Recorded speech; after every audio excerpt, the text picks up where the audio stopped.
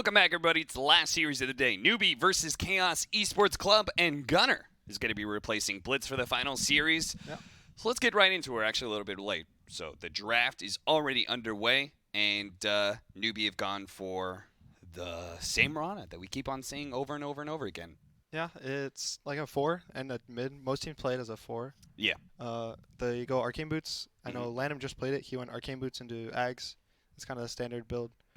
Gives you a good lane. They tri-laned it with a Beastmaster and a Sand King, I think. Oh, okay. So they had setups done? Yeah.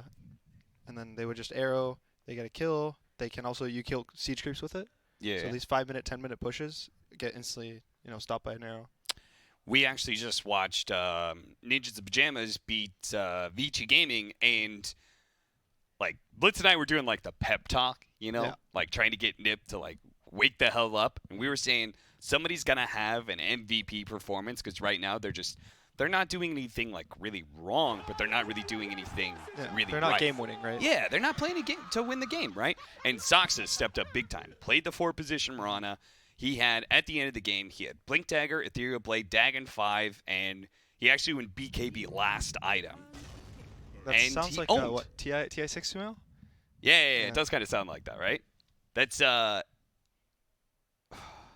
deaths. Really? 0 deaths. Yeah. It was sick. It was sick. He really pulled it. Chaos picks Bounty Hunter. That's Misery Classic. Yeah. They picked it versus, I think, Vici. And they got destroyed. They picked it versus Chen. They like insta-snap picked it. And then they kind of got worked that game, but, they still like it. It's a Misery Classic. He's been picking it, for the last like 4 years now. So is the idea he's just going to follow the Mirana around and get information about the arrows and stuff and just kind of harass them? They know the arrow's coming from the direction. They can dodge it. Also, track helps with the Moonlight Shadow. Yeah. Since sentries are like much more rare, you only get 10 and you have to wait for the restocks. It's harder to get sentries, so having any way of true sight is really nice against that. Have you ever run out of sentries and not had a gem in stock? No, I've always had a gem. I've experienced that. Is it nice? We had no sentries and no gem? Oh, God, it was game losing. I was like, oh, no, we're going to lose. Because it was versus, I think it was versus Mirana, actually. Yeah, I think that's one of the reasons why Mirana's like picked highly right now. Yeah. She's a support that forces sentries and dusts and even a gem for your whole team. It's not yourself. It's like not a bounty who you can sentry, you'll just pick them off. You're forcing smokes. It's like a smoke on a 2-minute cooldown for your whole team. That doesn't get popped by being near heroes, and is only popped by true sight. So it gives a lot of these like little things. It has a 5-second stun from level 1 that does 200 magic damage. So there's a lot of like these little nice things that make Mirana good for right now. It does 200 magic damage? Yeah, it does I think 100 plus. There's also a bonus 100 for being a far. Damn, I didn't know it was that much. It's a very value skill point. Well, we're going to have the Earthshaker coupled with that Bounty Hunter, but then a Kunkka in response to those two. And Kunkka Mirana sounds like a really sick duo to me. Yeah, you just X Torrent, get a nice 5-second arrow. The Kunkka can also be played in 2-3 right now. A lot of teams are valuing, I think, 3 more. Because it does a similar thing for the team fights that a mid Kunkka does with just boating, and then your team doesn't die. Yeah, it's just like everything that he does is same as mid Kunkka. It's just when he does the big swing, it just doesn't do as much damage, right? But like, who cares? You've got a different mid laner in that case. You maybe have a bigger swing a hero, Yeah, a big swinging mid hero that actually has Coco's Rum on him, like hype. Okay. Huh. I guess that's a 3-pudge, I think. Yeah. Some teams have ran it 1. I know some teams talked to me about they would scrim in their position 1. So they would go more.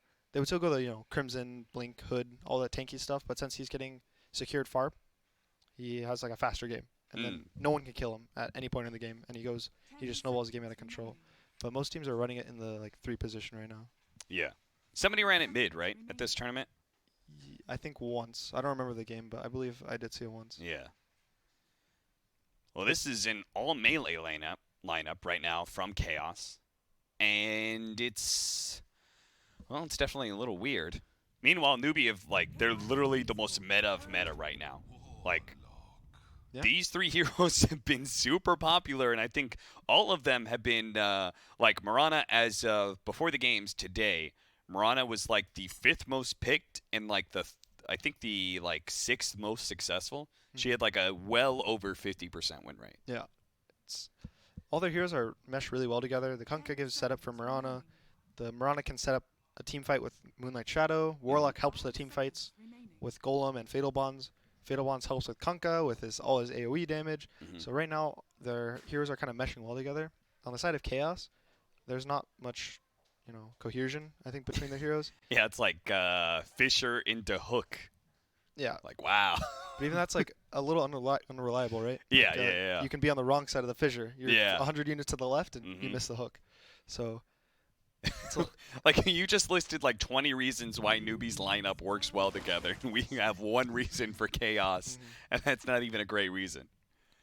So they pick Furion, which was usually picked as 5. Most teams pick it as their 5 for the past couple of months. Yeah. Some teams like Liquid, Mind Control really likes it as a 3. But right now their lineup has like 3 3s, right? They could do a Pudge 3, a Furion 3, ES 3. I mean, technically, Bounty Hunter could be a 3. Yeah, could be a 3. But I think the Misery's going to play the Bounty. Yeah. Because that's his specialty. So I guess this is a 1 or a 2 Pudge. Yeah. It kind of almost has to be at this point. They could do some teams experimented with a carry Furion. Okay. And they would go like a Midas Rush into a Maelstrom, and they use the TP really greedy, and they get like a huge amount of net worth, and then they just snowball the game out of control. It was like similar concept. I remember the mid Furions were a thing, and it was like I think one thing that really struck people was how powerful Wrath of Nature was. Now in like the later bounces, you could be really impacted. You used to think about Furion as like he had to be so far ahead in net worth to be like actually able to be an impact in team fights, but now it feels like Wrath of Nature actually does pretty well. I know even Chaos, the core of it, like Misery, Milan, and Kezu, when they played with HFN, he would play, and I played with them, HFN would play a lot of carry Furion, and so they probably have experimented with a little, so I wouldn't think that's too far out. I don't know if it's VT Faded, it's kind of his specialty, but... Would you, speaking of that, what do you think of your time playing with Misery and the rest of the team? I think the team as a whole, when I was on it was really positive. Milan was he was like one of the best teammates I've played with. Yeah. He was really loud in game and out of game, in a good way. He wasn't like, it wasn't like screaming at you, but he would scream, he'd be like, "Oh, this is going to happen. We should do this to win." So they have a lot of ideas about how to win in the game. I think the drafting was a slight issue when I was on the team. How our drafts would kind of change how we would draft. Sometimes we would all talk in the draft. Sometimes we'd only let Misery do the drafting. So we had a kind of disconnect, I think, between some of our scrims and our officials. Because a lot of the time you want to practice in your scrims how you draft exactly in the officials, right? If you're all going to be quiet in the scrims, you're quiet in the officials too. If you're loud in the scrims, you're loud in the officials. That's something that Blitz opened my eyes to is really the concept. It's like the same in sports, right? Practice how you want to actually perform. And the concept of like setting up... sorry, actually, maybe I shouldn't say that.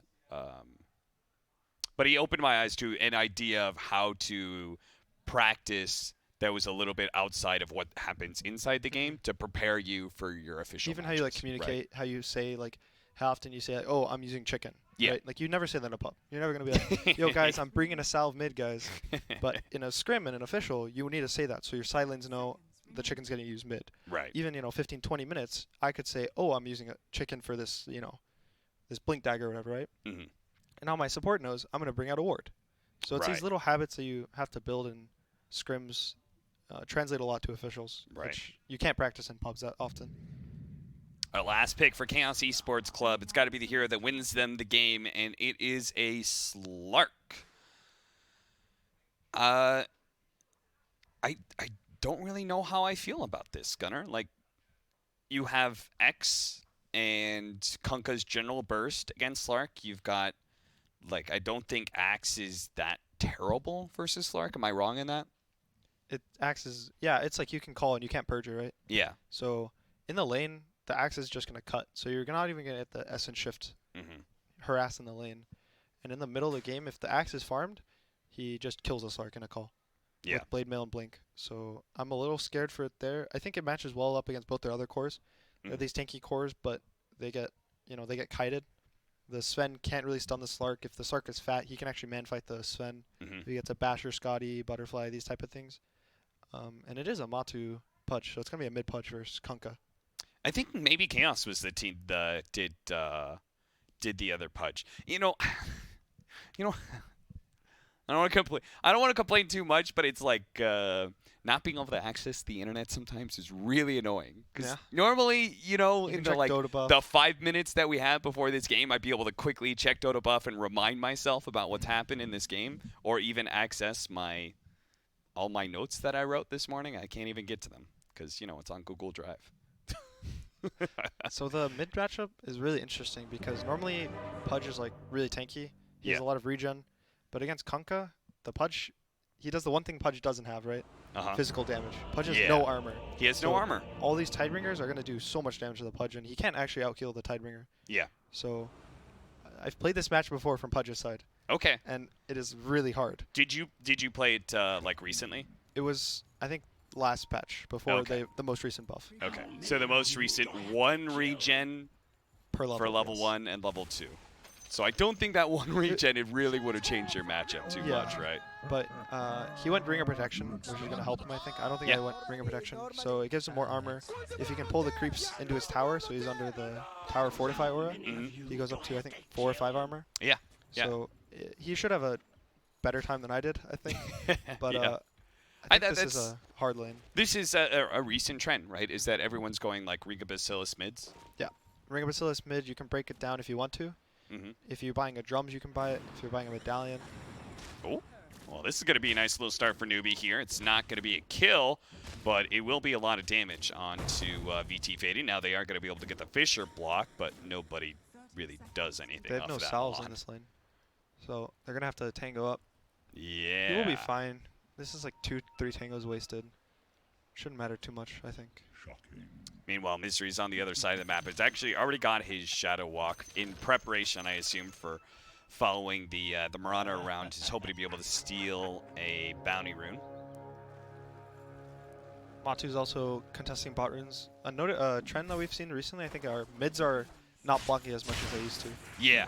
They want to fight these bounties. These bounties are really big for even their lane and also the other lanes.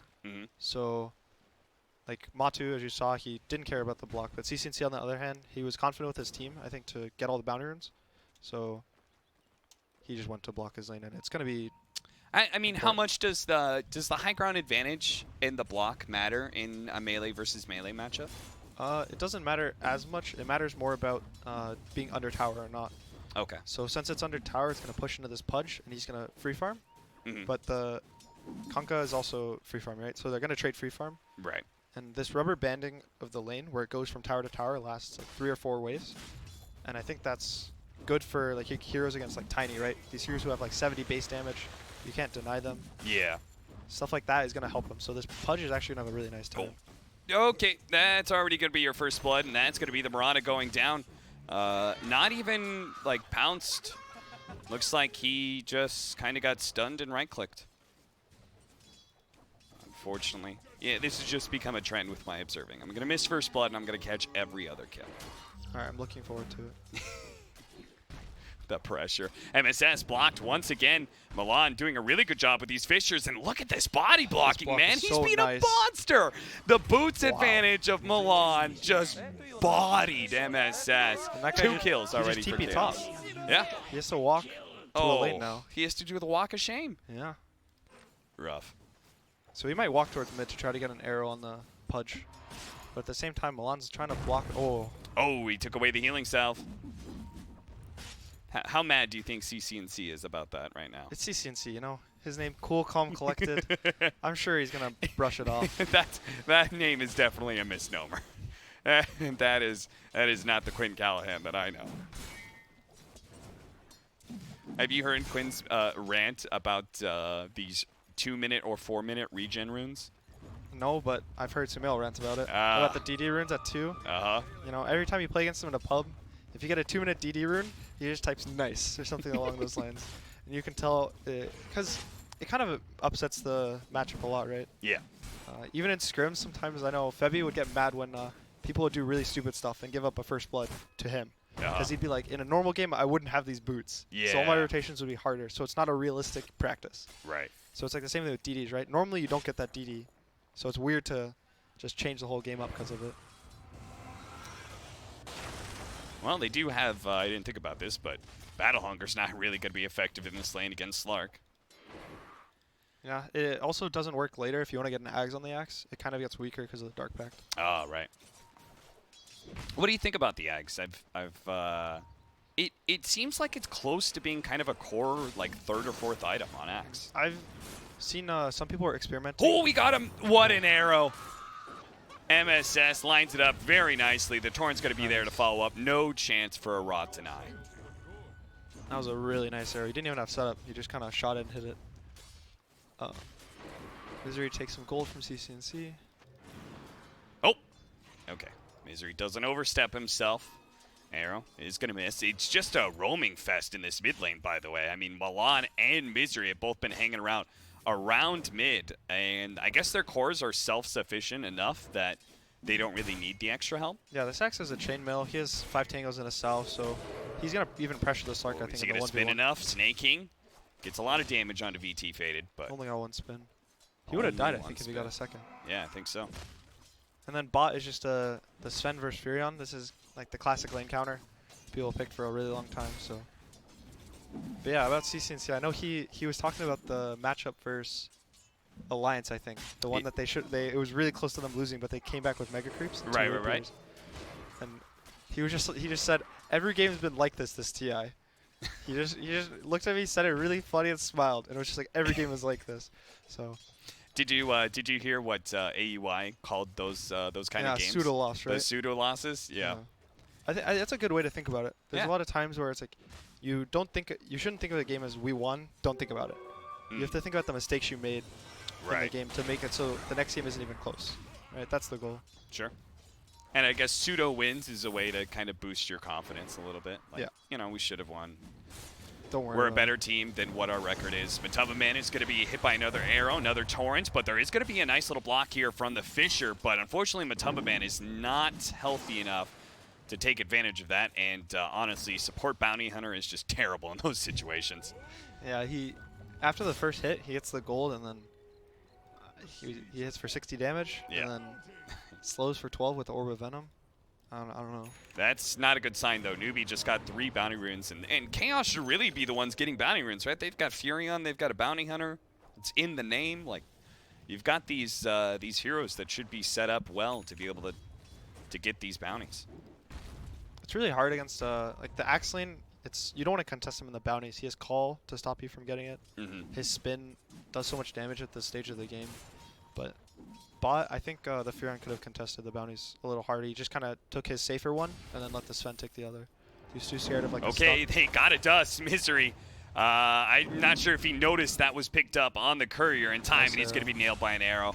So he's going to pay for trying to take MSS's gold, and MSS will tip him for it. On mid. Boat's going to be able to come in. Matubba quite tanky, but as you said, pretty low armor, so the big swings doing so much damage. The Fisher's not enough as MSS going to be able to leap in and claim a double kill. That timing's so perfect. The siege creep just hit the tower. So if Newbee is able to keep pressuring this tower, it will take a lot of chip damage from the siege. We'll see if anybody's willing to be the brave soul that tanks for the siege wagon. That's what CCNC does. A couple of shots. Doesn't want to tank too much. They're going to activate their own glyph. So the siege wagon, they got to kill this creep wave. So the creeps push in. Nice hook, though, from Matubba. Grabs Pylai die, but can't really fight, especially as he gets arrowed. X'd, now torrented as well. Fully controlled up. But it looks like he's tanky enough to live with the 3 levels of Flesh Heap. But still, that siege creep did a solid 500 damage to this tower. Yeah, that rotation feels... They TP'd the... Or Shaker uses TP, so now he can't rotate around the map. He's going to be stuck around the... Oh, the call after the Dark Pact. Misery, he can't really do anything. He doesn't want to give Snaking an extra chance to be able to spin. He's going to try and slow him down, but does actually proc 1 spin that nails Faded, but... I don't think he trusted that he hit the spin actually dealt damage to the Slark. So he stopped the chase. This Slark really needs his level 6 super badly. Yeah, he's having a rough lane, and CCNC is going to try to catch the Nature's Prophet bot. They are going to try and finish off this Axe, though. He gets a lot of spins, but it's not quite enough. Milan, He does have Aftershock, so Snaking's not going to be able to teep away so easily. Misery with one final shot. That was a little close. Well, the arrow takes the range, or the range takes the arrow. Oh, I didn't even notice the arrow coming in. Almost hit Milan, but I don't think he would even go for the kill. Too many heroes there. They do manage to take that bottom tower with the rotation from CCNC. Matumbaman is now here, though. And he does have Devour, but Kezu isn't a reliable force here. He's going to add 1 or 2 hits, but CCNC is still pretty tanky. Torrent's going to miss. Stun comes out from the Sven. That should be enough unless Matumbaman can hit the hook, and he does. CCNC pulled back into his doom. They take the offlane tower, yes, but being able to bring down CCNC is going to feel good for Chaos. They try to commit on the Fearon behind the tower, and they used all the boat and the X combo on him, so they had nothing to stop the Pudge from just continuing the chase on the Kunkka. So a nice read of the situation. Misery continues to be as disruptive as possible. The Wrath of Nature that didn't do quite as much damage as they needed to be able to go for the kill. But they will be able to take the stack. Matumbaman just rolls up and rots it. Yeah, it's nice gold. He's still really weak, I think, but at the same time, Milan at mid. Milan tried to time the Fissure so he was going to be able to hit him, hoping that he wouldn't get pulled back. Nice save from Matumbaman, though. He's going to walk it off. Nice TP to base. TP out. He's good.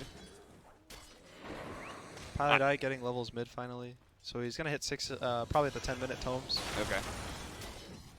Dude, I don't know about you, but I'm super concerned. Considering the way that Snake King has carried Newbee throughout this season, giving him just a really good matchup. He's top net worth right now. I'm super scared for Chaos. Yeah, phase Bracer already at 9 minutes in the game. He is 1300 HP. Like, no one can kill him, I think, on Chaos. The Fearon does nothing. Slark does nothing. Bounty gets killed. You know, it's maybe the Pudge will be enough, but it's really scary to deal with a fat axe at this point in the game. Immediately calls as Misery shows up. The arrow's going to be blocked, but it's not enough. The Culling Blade does manage to bring down that Bounty Hunter. VT faded, pops his Shadow Dance, and tries to stay onto the axe as long as possible with Matumbaman hitting the hook. They do manage to get the kill. Trade-off of 1 for 1. A heavy rotation by Chaos, but it was mirrored by Newbee, as now they're going to try and kill Milan. Does manage to get the axe pulled back into the boat. Milan tried the stun once again, but CCNC had the pullback in time either way. Matumbaman rotates bot, secures both bounties for his team. Same time, Newbee got 2 bounties top, so they only got 1. So 3 for 1 bounties for Chaos. It's pretty good. Now they just need Misery to get to his level 6. Yeah, he still hasn't gotten the tome. I think they're both on chicken. Yeah.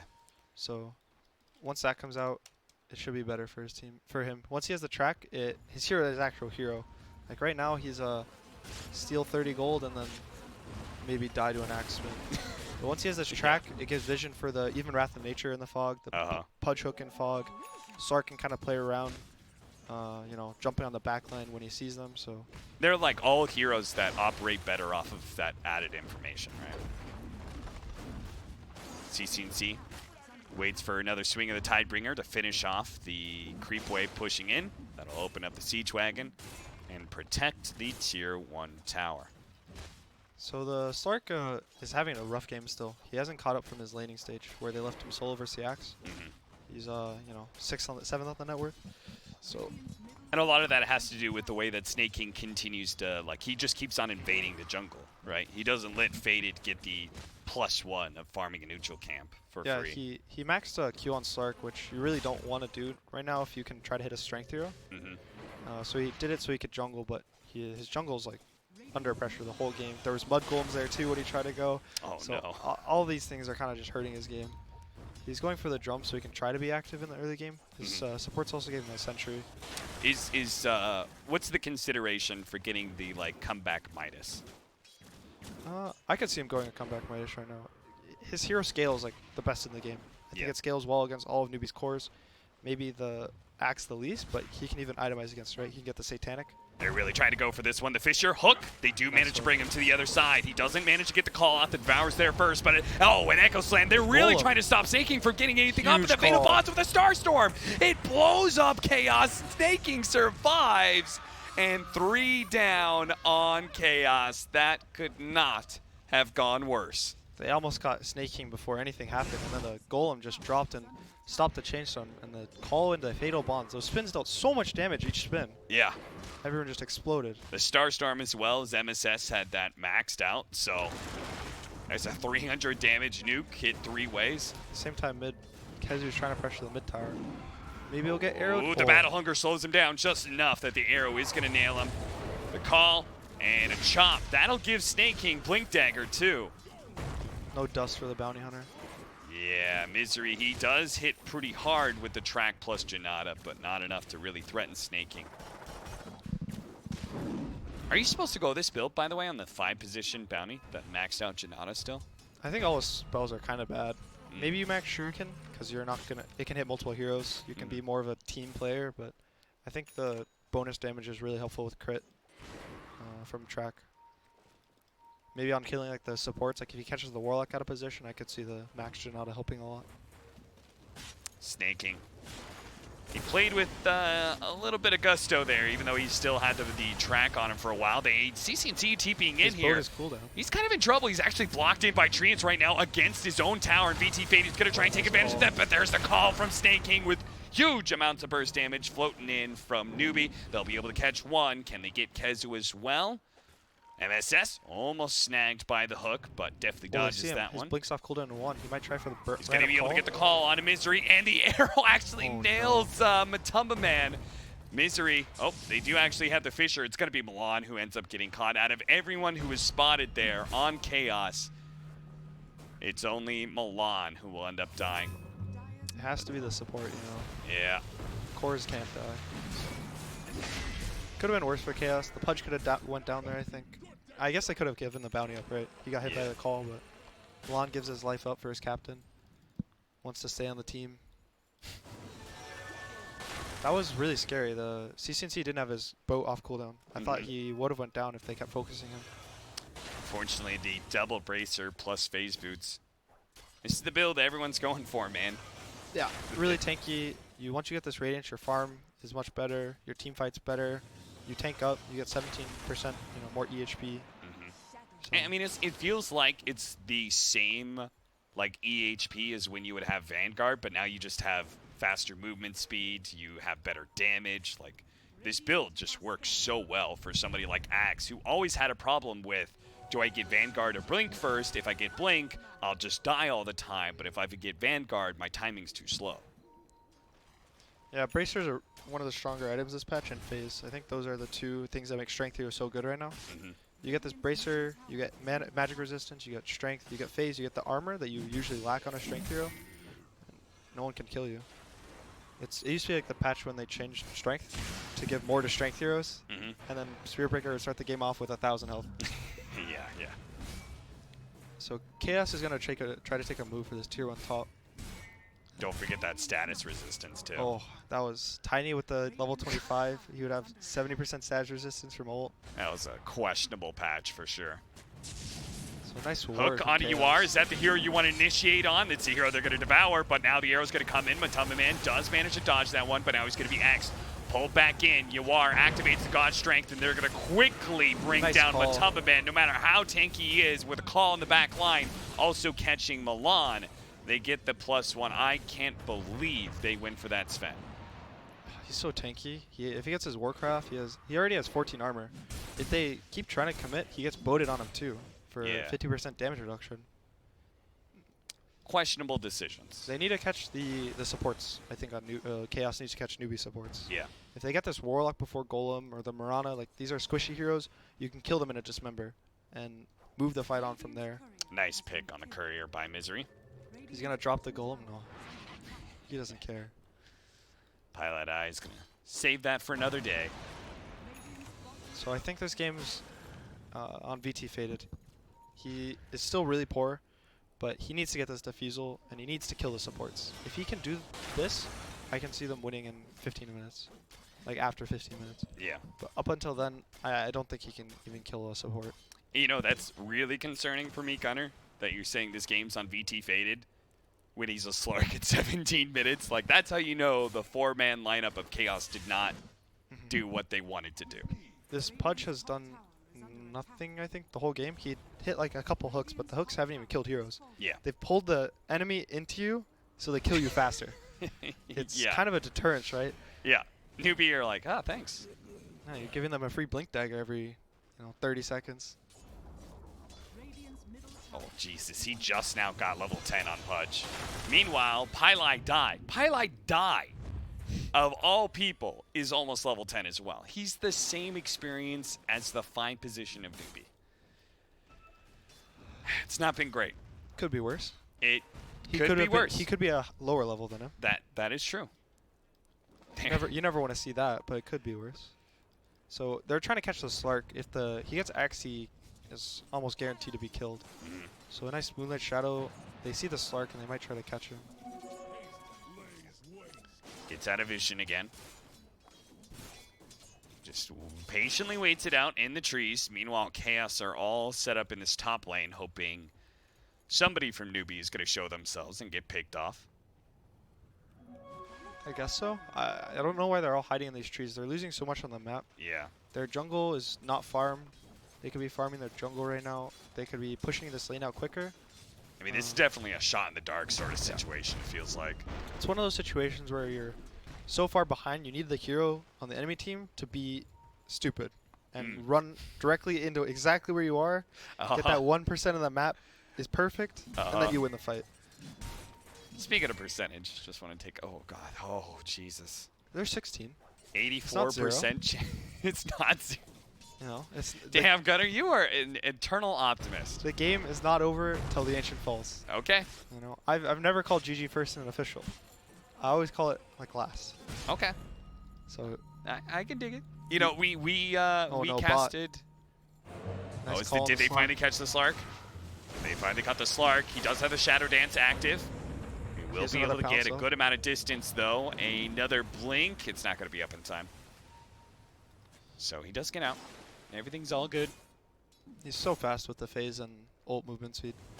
He can kind of just run away from everyone. Yeah. The scary thing is if they didn't X him too instantly, the X and called kind of overlapped, so they weren't able to chase him during the ult. Another scary thing, they have Radiance now for CC&C. Yeah, and BKB on the Sven. And BKB on Sven. On the other side, though, Milan did finish his blink. Okay. So there is some counter initiation, some big team fight kind of coming out. Their only team fight on their team, I think. So yeah. That's why they gave all that top farm to Milan. He feels like their only hope at stopping this big power spike of Newbee. The issue is Earthshaker in these games, you can't kill strength cores. Earthshaker's better against these agility cores that are lower HP. All his damage is he has a set amount of damage. It seems like a lot when there's low health, but when they're these tanky heroes, that's kind of when he echoes and he Ws and you're like, oh, that's 10% of their health as damage, Yeah. And you kind of feel bad. So I'm a little worried for him. There's no pipes or anything. There's nothing that's reducing his damage. So. But there's definitely he does that and there's not a whole lot of follow-up damage that's coming up. You have Wrath of Nature, maybe a hook that's level 1. Yeah, and Slark finished up his defusal, but you can't defusal death. Managed to get the call, and it's into an arrow too. As you said. Feels really bad. At the same time, Chaos smoked. So anytime someone dies as you make a smoke, it feels really bad. Because now you've wasted your time smoking, and then you can't even actually get a goal. Your objective is now kind of shattered. So all of Chaos's time is now completely wasted. Besides Kezu, of course. He's pushing in bot. Mizu's trying to set himself up to kill the only thing he can kill on the Newbee side, and that's the courier. The heroes are not an option at this point.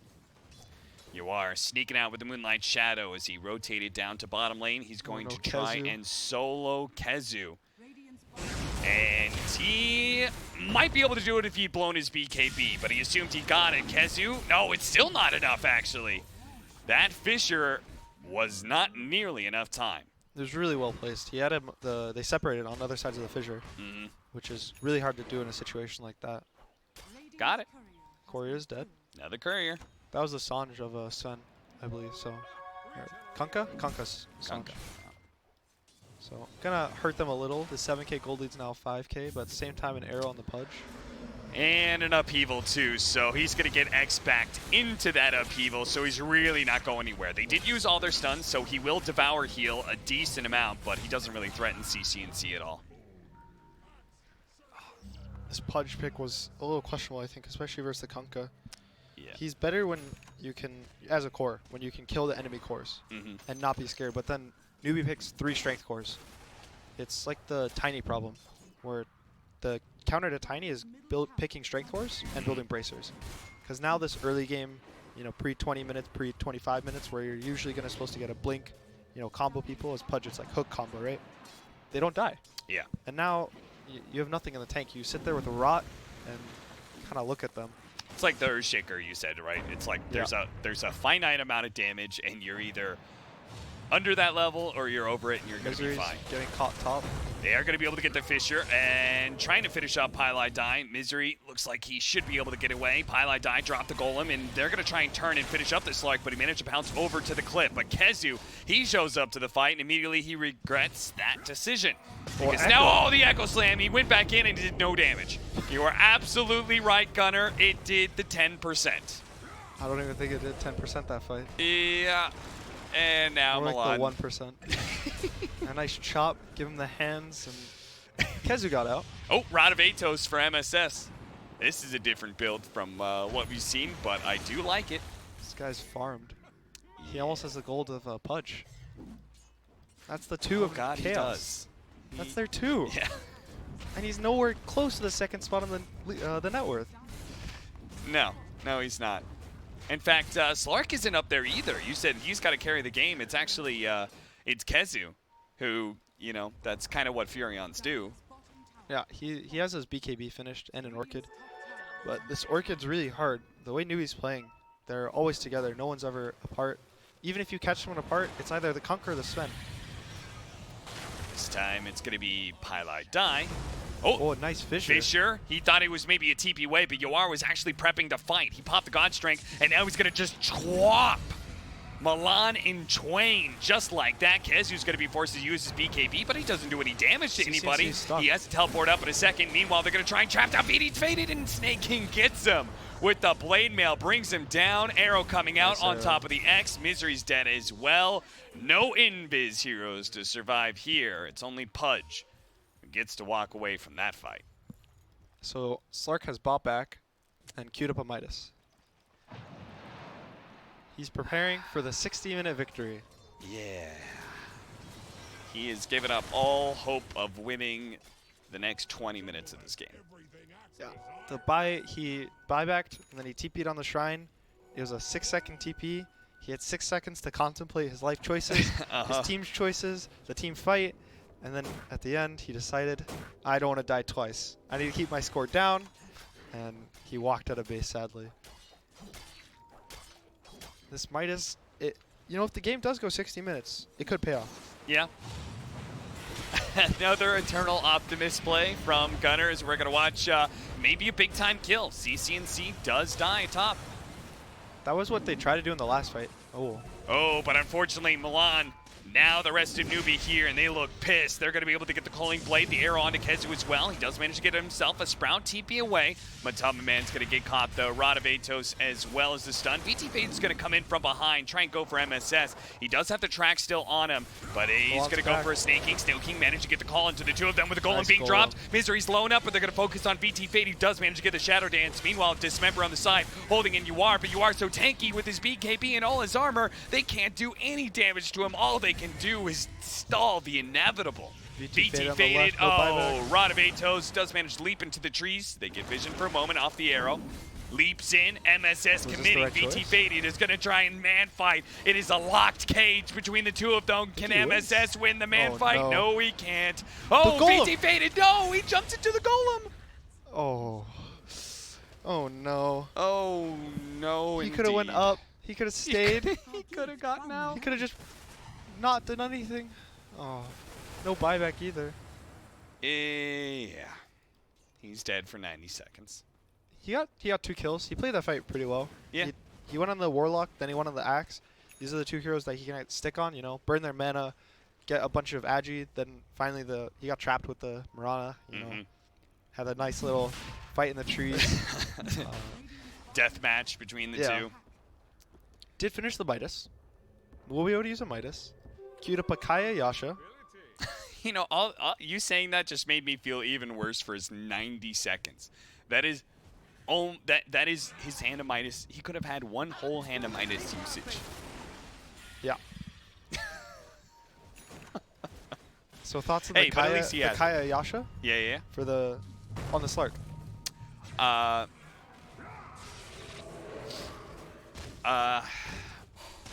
Kezu's gonna die. That's my thoughts on it. It would have made more sense if he went the Dark Pack damage, yeah. right? That's what I was thinking. I was like, maybe he goes the Dark Pack damage. But he went the Pounce Leash.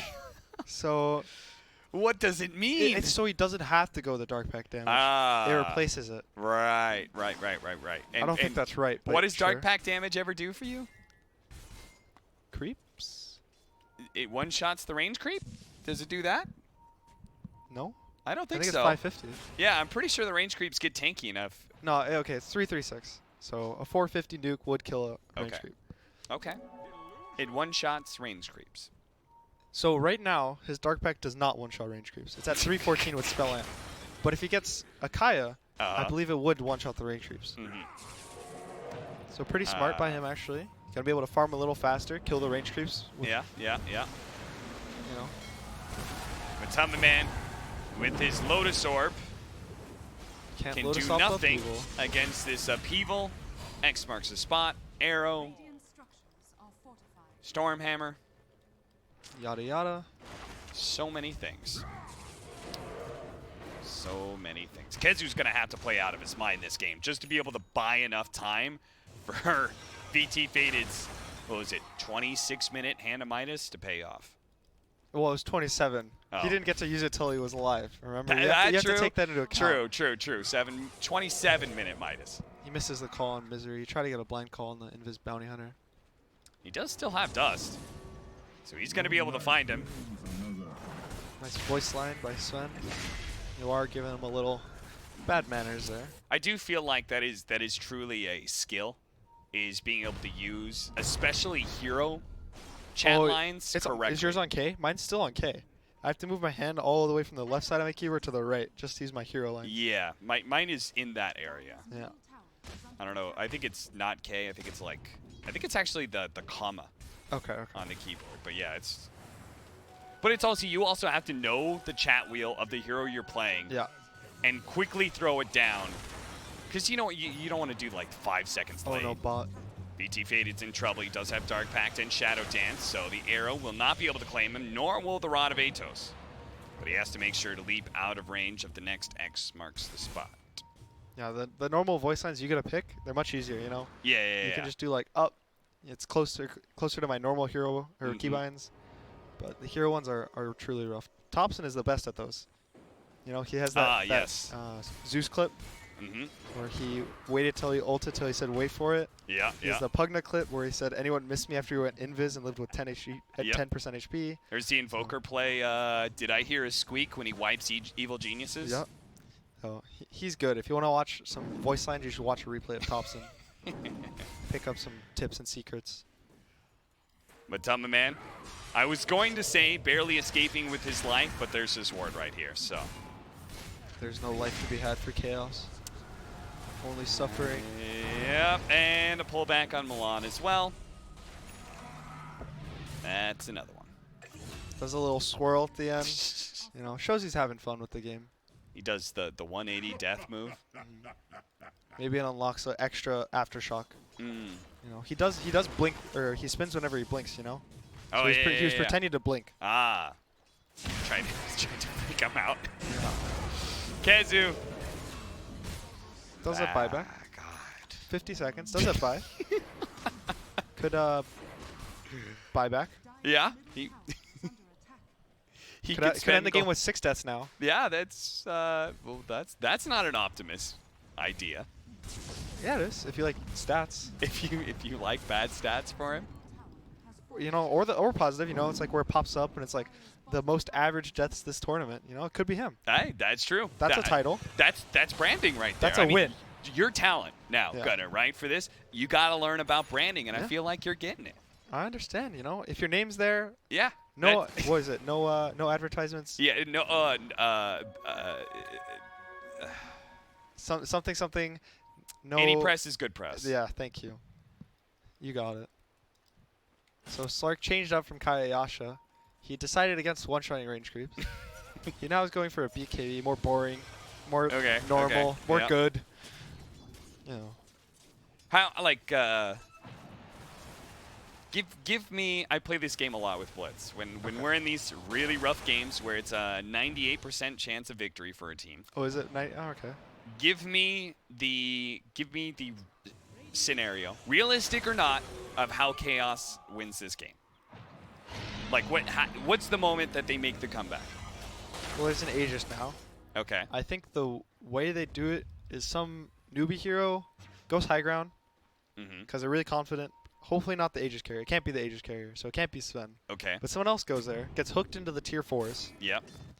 They take some crazy fight that lasts 12 seconds. They kill the Pudge. He buys back. He hooks that hero that he hooked before into the fountain.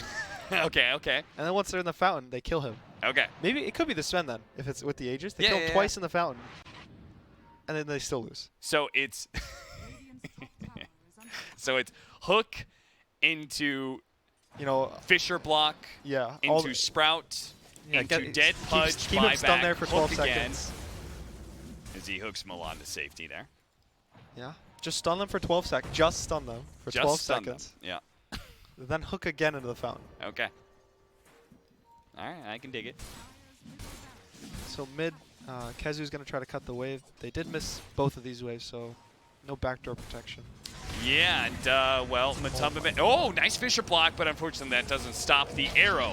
It rolls on through, keeps Matumba Man stunned long enough for UR to be able to get that kill. But it's happening right now, Gunnar. Here comes the buyback, the hook. No, okay, an Echo Slam. That almost finishes up UR. That almost takes away the Aegis, and it does. Hey, the Kokos Rum is also not there, so Matumba Man's going to try and devour him, but immediately there's going to be a call out from Snaking. The arrow's there as well. Kezu can't do anything to save Matumba Man. That's going to be a dieback with the Calling Blade out. Radabatos, another Fisher block, but Milan, he's next up on the menu. He's got an X into an arrow, into a Torrent. 3 alive for Chaos, and VT faded. Well, he's finally here, and he's trying to assault the backline, but he can't even kill MSS because that's a 4-staff away. Called up by an Axe because you picked Slark into Axe. He's going to buy back. He's going to be able to get the pounce on his CCNC, but CCNC's so tanky. 3,600 HP with a ton of armor. Yeah, they backed. They backed. They didn't lose. They didn't lose. The game has extended for probably a minute, I'd say. Yeah. There's a 1%. It's a 1%. There's a 1%. As we know, Dota's a game of 1%. So the Vici Gaming versus Nip game, Nip dumpstered the first 20 minutes, and they just controlled. And because Vici Gaming is a good team, they chipped away at that lead. It was 99-1. Was it in that game too? And over the course of like 15 minutes, like every 3 or 4 minutes, they would lower the percent by 1. And it got all the way down to 95-5. And then they lost. And then they lost. They're going on the wall. Orchid, Tyla die. Can they get a track kill? No, they cannot. He didn't get the boat. He was BKB'd. Misery's dead now. Radabatos into air. I mean, at this point, I think Newbee's just having fun. So, at this point, I also think it might be worth it to GG if you're Chaos. Like the psychological aware. The chance of winning, it's very low. So, in a team that doesn't have a lot of, like a voice signing team, right? Like OG, maybe in this type of game, they'd be fine because they're all having fun in the game. Yeah. But in a team like Chaos, maybe they're a little more, rigid in the game. They're all cold, emotionless. Want to win Dota. Don't want to have fun. So in that type of game, we're just getting beaten and beaten and beaten. It kind of wears on you for the second game where you don't think about winning. You think about like, I don't want to lose that bad. I'm better than this, and I think it kind of would get to them. Do you? I mean, you say you always GG last. Does that mean you're? Oh, staking. Finds the initiation on him, a ton of men. They do manage to get the Fisher before you are. Pops his BKB, but it doesn't really change anything. Again, delaying the inevitable. That just seems to be the theme here for Chaos. The call goes out on VT Faded with the Fatal Bonds. They're going to beat down VT Faded. He does manage to get off the Shattered Dance. He'll get back to the fountain, BKB. But KheZu's forced to pop his BKB and teleports to a hard camp. So KheZu's farm top to farm jungle. He said the mid lane and bottom lane are gone. Yeah, he's getting his more net worth. Yep. He got 100 more net worth. Got to get better stats. VT Faded though. He's actually just gonna die inside the base, and at this rate, Newbee can just go for the tier 4s. Pulling back Misery. Now it's only KheZu and Misery's gonna call it here. That is it. Game 1. Yikes. Yikes, indeed. I mean, hopefully Chaos has a sense of humor. I hope so. There's still a game 2 after this. There's still a tournament if they can start winning. Yeah. Right now, there's kind of no tournament to be played, right? I think they have 1 point. They have 1 point. And they took 1 game, and that was versus Alliance. Yeah, and RNG won 2-0. So now they're not even close. Mm-hmm. So can Chaos come back? Can Chaos come back? I don't know. I actually don't know how many series they have left. I know they have at least 1 series tomorrow because I believe I'm casting it. But again, I think the Bounty Hunter hard to use pick, the internet here. The Bounty Hunter pick was really scary for them. They picked it, and it made their draft worse. Nobody's picking Bounty Hunter. There's a reason. Nobody's first picking Bounty Hunter. Yes. There was a Pudge. I don't think the Pudge accomplished much. I think KheZu played okay, given the game. Yeah. He pushed out a lot of lanes. He was really farmed. He had a nice Orchid, but the Newbee were a 5-man. Yeah. They didn't split. If they split, it was the Yoar, and he already had a BKB by the time he split. And even, like, he gets hooked top, took 200 damage through a whole dismember, through a hook, through, you know, Furion ult, like, all this stuff. You know, I don't know. Slark buys a Midas, buys back twice in the 1 game. It's a 37-minute game, and your carry bought back twice. Yeah. So, I mean, and honestly, Chaos just looked tilted. Yeah, I think maybe they're trying to experiment with some picks here, have more fun with the Pudge and the Bounty. It's like a Misery, right? Like, Misery likes Bounty, so maybe they wanted to pick it. Just you think they're just like, he just did the thing where it's like, hey, what do you guys want to play? I want to play Bounty.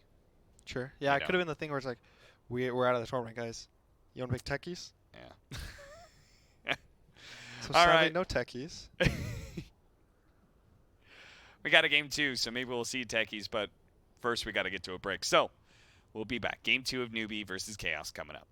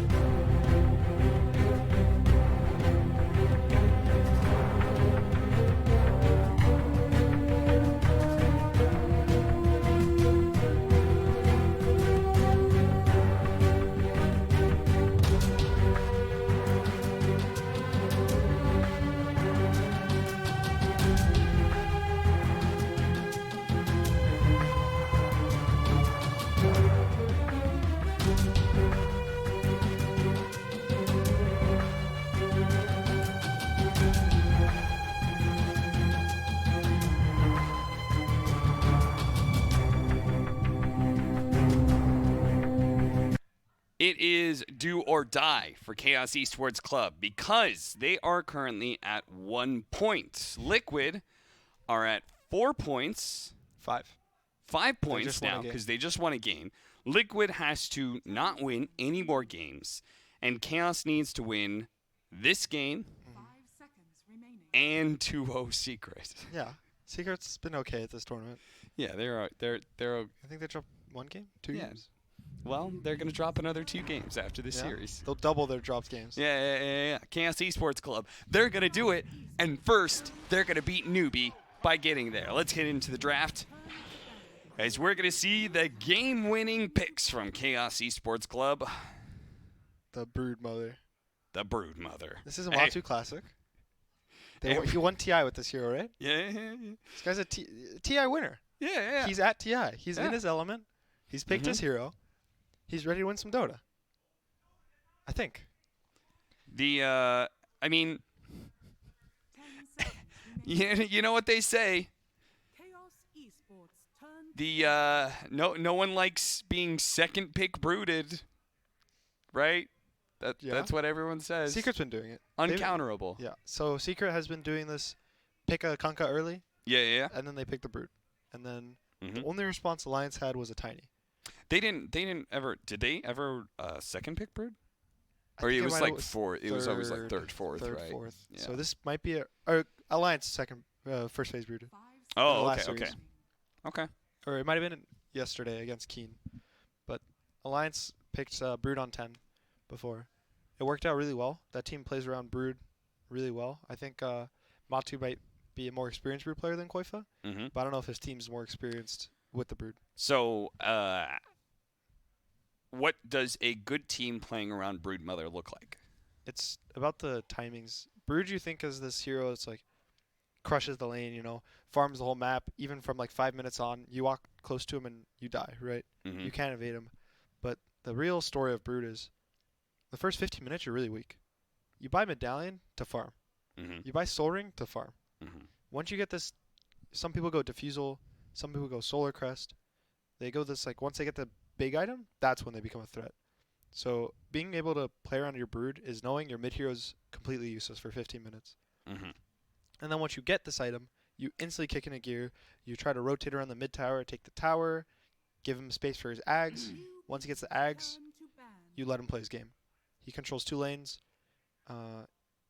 pushes out both the lanes, cuts the creeps, farms the whole jungle, and that's when he's a threat. Where you walk into the webs and you're dead. And the most Alliance, how they play around it, is his 20 talent is his most key part of the hero. The spiderling damage. Yeah. Once they get an AC, towers are gone, buildings are gone. Okay. So it's like he's actually more of a carry than a cheese hero as of now. Yeah. It definitely seems like this Brood Mother is a lot more about. Well, there's 2 different kind of Brood Mothers right now, right? There's the I'm gonna build damage items and become like a true right-clicking carry, and then there's the level 20 spiderling damage where it's like I'm gonna just rush down buildings. Yeah, most of the spiders this tournament have gone more the 20 talent and the spiders talents. I've even seen people go the nuke damage, the spawn spiderlings damage. I've been seeing that as well. I've seen actually almost everybody do it except for last series. He went to 200 health, but it was because he was against Kunkka, I think. Oh, okay. Yeah. So. But that obviously he was against Kunkka, so it was a really bad Brood game. Most Broods have been going this Medallion Solar into +1 item, into Ags, into BKB. And the hero is not the hero. The spiders are the hero. The spiders are the real hero. It's like Lone Druid, right? Where it's like your heroes, unless you're building the hero. Your heroes, it's like Lone Druid, actually. Yeah. You're building the spiders or you're building the hero. And just like how right now is more of a bear patch, it's a spider patch. It's not the hero patch. So, what? Okay, it's a support invoker. I got a little freaked out instantly because if I don't know if you're a big invoker player. I am not. If you are an invoker player and you see a Brood, you quit the game. Yeah. You type GG at 0 minutes in the game. You don't break your items because you don't want to set off any alarms. You don't want Reddit to make a Reddit thread about you. But mentally, you start shutting down. You start thinking, I could have picked a different hero, you know. Yeah. You don't think I'm gonna win this game. So Now I kind of freaked out. there's the anti-brood hero, right? Yeah, that's alliances. That was their counter to it. I think Koifa went max tree toss. He went 1-1-4. Oh, Or he okay. might have went 1-2-4, something like that. Get a second point to toss early, but once it's max and you have phase boots, you one-shot all the spiderlings if you throw your tree at it. Okay. So that's like the thought behind it. And also MSS has been playing a really good 4 invoker this whole tournament. Yeah. That it definitely seems to be one of the secret weapons going into this TI was the Yapsor Invoker, MSS Invoker, like the two teams that have been doing pretty well for themselves. I'd never seen anyone do it before to a success. I've seen success, like yeah. some of I think I had it in a pub one time. Uh-huh. A couple weeks before the tournament, so I was like, I want to play 4 invoker. He was like ranked 2K. We lost. You lost horribly. Yeah. But these are professionals. They have practiced it in pubs. They've probably ruined some pubs, but now they're not ruining the real games. So what makes it? I'm presuming the secret is unlocking the first like 10 minutes of playing Invoker. The biggest changes have been they changed the damage from exort to base damage. So over the past couple of patches, I think he has like 8 more damage than he used to. So without Wex or without exort, you're still hitting as hard as like having exort 2 patches ago. Right. So he has 8 more damage, and there's a lot more of these early game mana items than ever before. Because his main issue is as a support, you throw 2 spells and you're out of mana. But Basilius has been buffed, gives you damage, gives you mana. Urn, you can break the Bassi, build your Urn, and then build another Bassi. And then, there's all these, like, you can buy Knolls or Bracers. So there's a lot of these little items that give you mana in the early game. So his early game is actually not terrible. Okay. So he's a threat in the lane because of the damage, and he can actually rotate around the map. And then he goes this, like, Quaswex where he uses the Quas regen just to be able to trade hits with people. And then Cold Snap is actually a really annoying ability, especially if you've got a good pairing to work with it. And here he's got, like, Gyrocopter, Rocket Barrage, for example. The other thing is the Ghostwalk talent at 10 has been really big for many of the 4 invokers this tournament. Okay. So they'll get it at level 10, which usually invokers will kind of skip it to like 14, stall 15. all their talents, right? He'll get it at 10, and it lets you just gank the map on a, I think, 15 second cooldown on Ghostwalk. So that's kind of the big thing. They'll get like this vessel, they'll run around, they'll gank someone, they'll cold snap vessel, which has been done as a mid before. But now it's your support doing it. Yeah. Your support's doing what an invoker did a couple patches ago. And it's like the risk is not terrible because of all the buffs that you've been pointing out. It's like you're not going to feel too bad if your early ganks don't work out, and the upside is just incredible, right? You could have an invoker support late game. That sounds sick. The other things are like, since it's a 4, you don't want to focus him that hard, you know. You don't want to commit this like Echo Slam, this huge epicenter, all this stuff on a support invoker. But if you don't, you're gonna get cold snapped. You're gonna get EMP'd. Their carry's getting alacrity'd. You're gonna get your buffs purged by tornado. So it's pretty good the way that people are playing it. I know Newbee, they had a really long game with it. I don't remember if they won or lost, but they got to a point he had like Cataclysm and stuff. He had Ags. Yeah. He was actual he was like a poor mid invoker. He was like an invoker who fed the whole game. Yeah. But he was an invoker, Yeah. for free. So it's pretty interesting.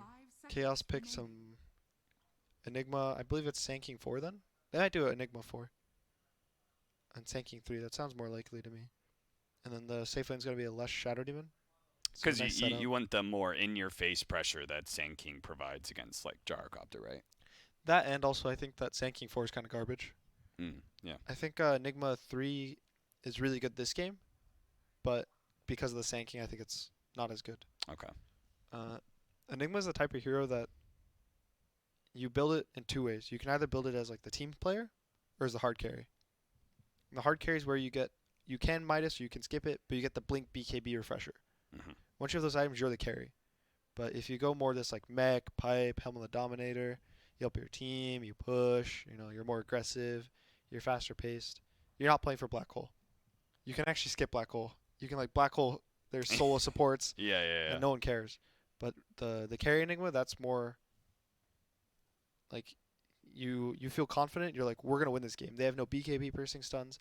My Enigma will carry me, and I think he can do it this game. Okay. But that's why I think he could be a 3, but I'm worried about the sanking, like letting him be a 4. And this is where you probably were thinking about needing a BKB piercing disable.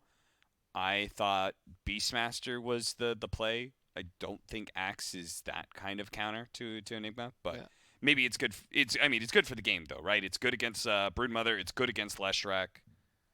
Yeah, it does give them BKB piercing stun in general. Like the Brood's gonna probably get one eventually. The Leshrac's gonna get one because of this Gyro, this Invoker, so they'll need BKBs. It also lanes well against Enigma if it was a 3. Okay. Because it kills the Eidolons in the lane if you get too close. It can cut against this Lesh tri-lane. I think that's a more important one. The Lesh, I guess it's a dual lane, but the disruption at a stun is way too strong for most heroes to lane against. Yeah. So the fact that you get this hero that can cut lane from level 1 is really good. So they can just dodge this Leshrac completely. Yeah. This can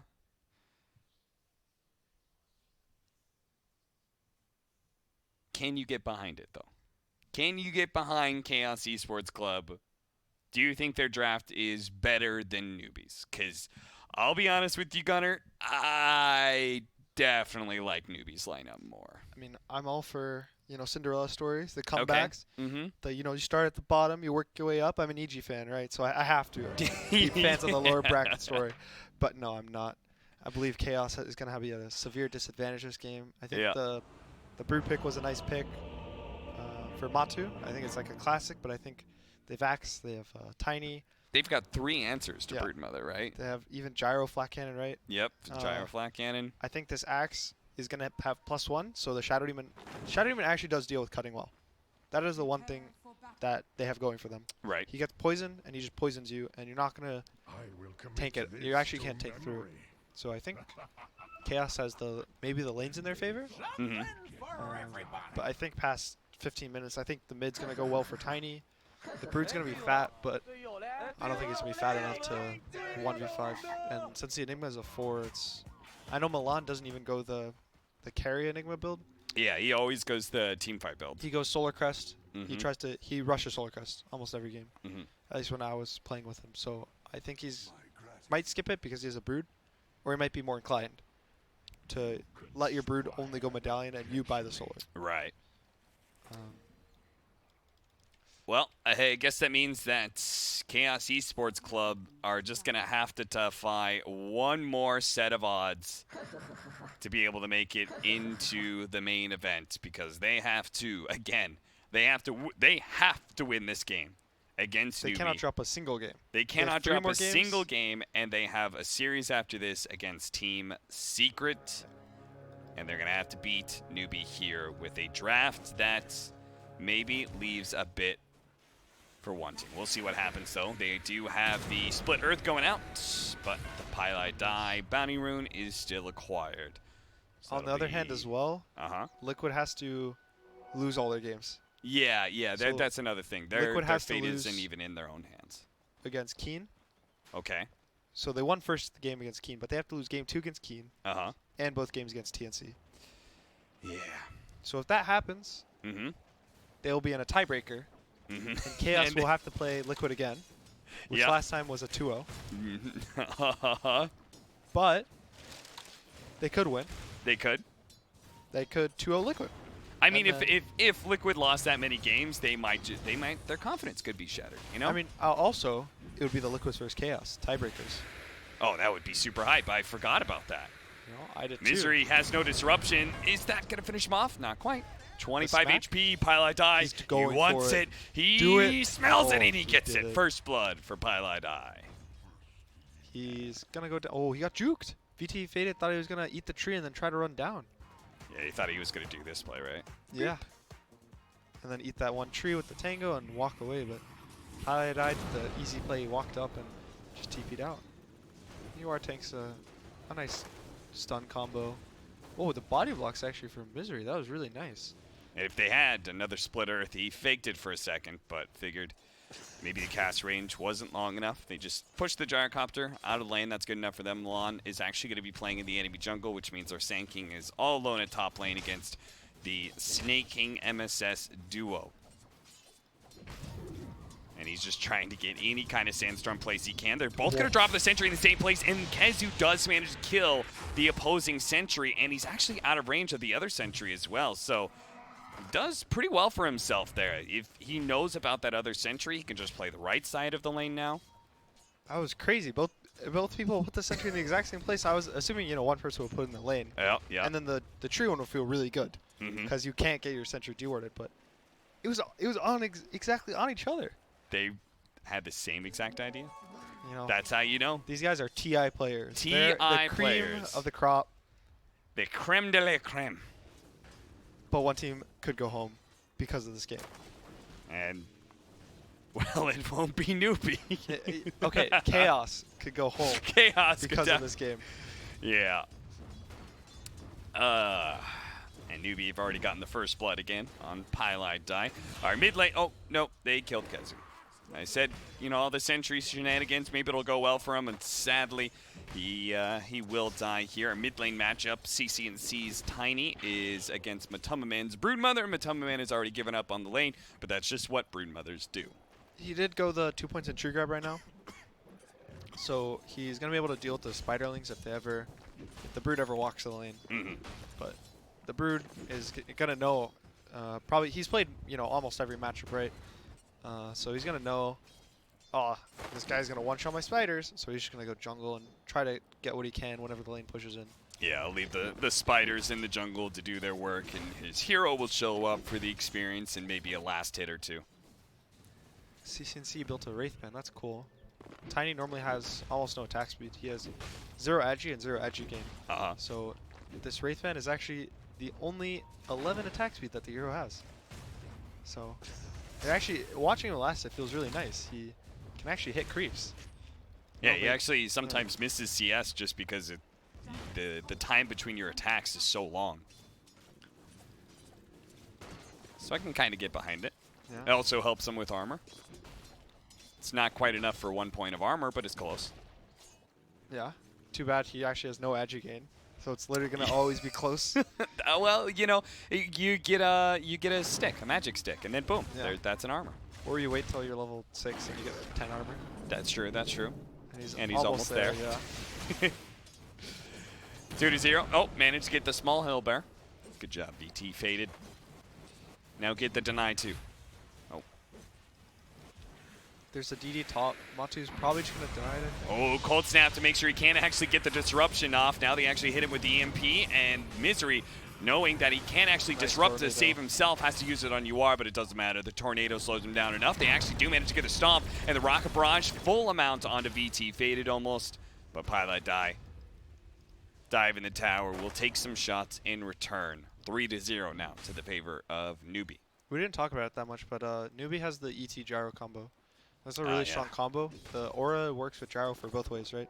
The physical damage from flat cannon, and then the magic damage from rocket barrage and call down. So that's one of the really nice hero pairings of the tournament so far that has been getting picked a lot. ET itself, I think, is one of the standout heroes for me this tournament. Yeah. Like Elder Titan and Gyrocopter are both in the top 10 of most picked. And both of them have a over 50% win rate. VT faded. He's going to get stomped here. Ti9 is going to rush forward. Hits him once. UR with a cold snap as well. Should be able to finish off that carry. And Misery is going to be chased down by Ti9. So these defensive tri-lane working very well for Newbee and really shutting down the oh, God. The mid tower's already dead. What? That was not the Brood's. That was in the Ti9 tower. That was the Brood's tower. The Brood lost his tower at the first siege. Usually you see, you know, oh, the Brood's owning mid so hard. The other guy can't lane. He just tanked the tower with the Broodlings so the siege creep live. But look at these Brood. Look at the spiders. Yep, they just instantly died. That's not even a max level tree grab. I'm feeling really worried if I'm cash. It's a 2,000 gold. We're 6 minutes in the game. Yeah. Yeah, every lane is lost.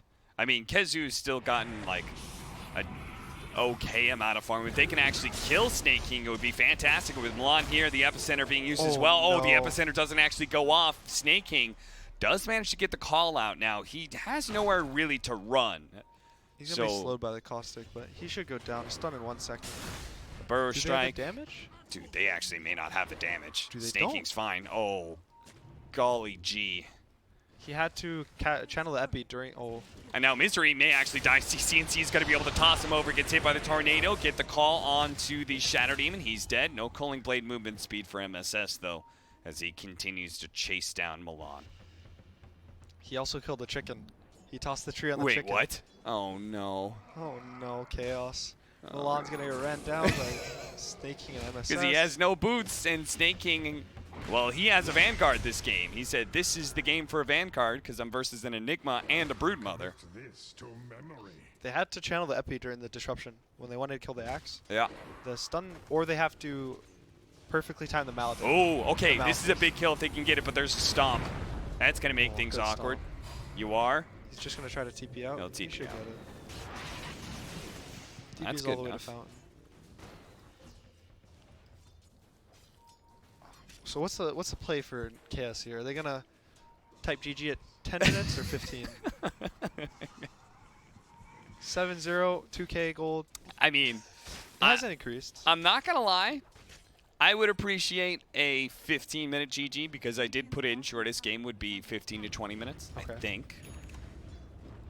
I'm really worried for them right now as well. You know what was on the chicken, I believe? The Brood's medallion. Oh, no. And that's so important to be able to against the Tiny matchup, right? Pylite Die does take a lot of damage from all these Eidolons. He will end up falling, but bit by bit, Misery is going to be gobbled up by UR with that Rocket Barrage. Now he's going to reveal Milan, and CCNC TP's in a 2-for-1 trade-off once again. Or not even once again, because that was the first time Chaos got a kill. 9-1. Congratulations to them. So this Brood is really sad right now. I think it was. Let me see. I don't know. Can you check the chicken? What was on it? Yes, I can. No, I can't because these are not my hotkeys. So it's all good.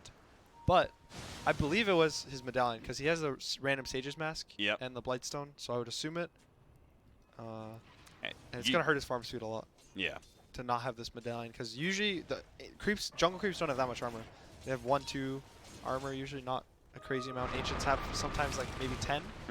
So the medallion almost reduces armor to 0. So you farm it extremely fast with your spiders.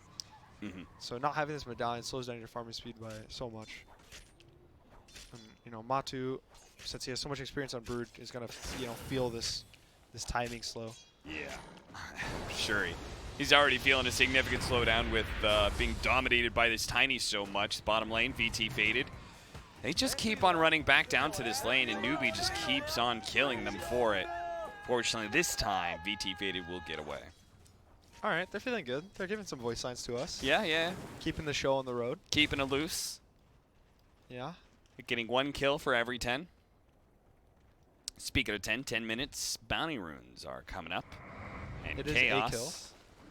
They're going to just try and get 2 for 2 here. Matama Man's going to join him in this fight, but he doesn't really want to show himself against CCNC. CCNC immediately gets the avalanche onto Matama Man, but CCNC's taking a lot of damage. Milan does not have the mana to be able to get a black hole, so he actually can't keep the Tiny from running away. A missplit Earth from VT faded. That can't feel good. MSS taking a lot of damage from the Diabolic Edict. Yoar will share a little bit of it. Now CCNC joining him. MSS almost dying, but not enough damage.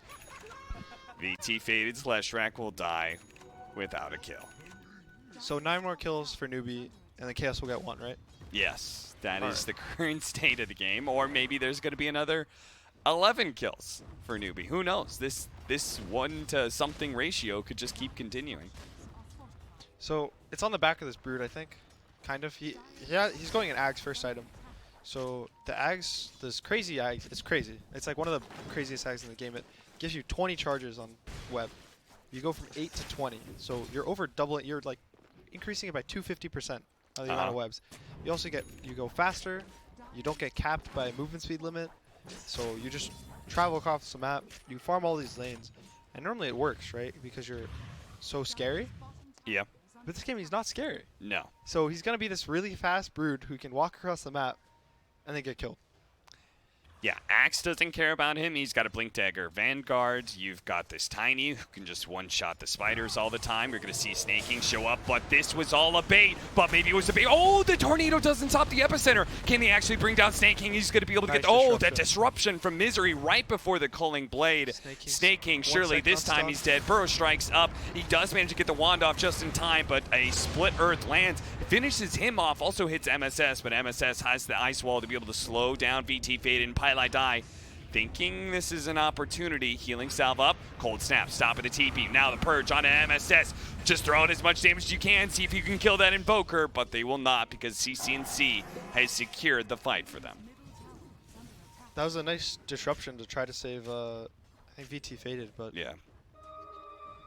They keep chasing. It looked really good. It almost got the Invoker. He lived with, I think, 100, 200 HP. But this Invoker's so good. He just cold snaps. He tornadoes. He almost got the Epi. It would have been so good if he got the Epi. I think Snaking would have lived. Yeah, 100%. But even not getting it, he slows everyone down. He keeps cold snapping EMPs. He Ice Wall too. No one can walk. No one can hit. No one has mana. What do you do? It's a support too, you know? GodZ, the second net worth on Team Chaos, who's currently behind the gyrocopter at quite a lead, will die again. You know, Brood's farm. Brood's more farm than the gyro. Yeah. Still poorer than Tiny and the Axe. And he's supposed to be ahead of those heroes if he wants to carry. Yeah, I call him like Alchemist Light. Yeah, it's about Alk, where he's really scary because he's ahead, and you don't have the items to deal with him. Radiant has Vanguard, like you said. Radiant has Blink. You know, Tiny doesn't need items. You have Tree Grab. Big explosions at bottom lane. Milan's going to be left to die, but CCNC is just going for the extra kills. VT Faded, a tree toss. Should be enough to finish him off. One hit. That's all. Offside. Misery's going to get gone on by Snaking. Nice Burrow strike, though. Almost killed Misery. It's looking like it's time to start taking some towers. Matuma puts the spiders on the mid, immediately backs up. That is so... It feels so bad when multiple heroes can deal with your spiders so easily. Yeah. He also went health this game. Yeah. Does that talk about the situation in the game, you think? It does. It does. He's not in farm mode. He's in survival mode. This feels so bad. His Axe. His health. Just a random Sunstrike. It's 100 damage. Oh, it's 150 damage, I believe. So they took a little. It was something. Chaos are gonna smoke. 3-man smoke up as GodZ actually dies in the tree area. This is that smoke death that you were talking about. They were smoking towards GodZ, hoping that a Burrow Strike would set them up for a good engagement. Now that Sand King's dead, and now they don't have a purpose in this bottom lane anymore. They're going to try to use the first black hole of the game, I think, on Gyro, but so many cancels on Radiant. They have Elder Titan, they have Invoker has multiple cancels. Gyro, I guess, can homing rocket. Tiny can avalanche, so it's really hard to get any black holes this game. VT Faded just starts charging up the hill, seeing if he can keep that 15-minute bounty rune. He will not. Also, watch out for that Spirit. How much damage is he going to get? Oh, that's not that much. It's level 1. Yeah. If it was max, that'd be like 300 damage, I think, 400 damage. Yeah. It goes from 3 on creeps to 15. So, what was that, like 80? So, I'm not doing the math. Dude, it's way too late for me to be doing math right now. It would be a lot of damage. It would be 300 and I think 40 damage instead of 80 if it was all creeps. I'll believe it. I think it was all creeps. Maybe. Nah, he might have hit the Broodmother, actually.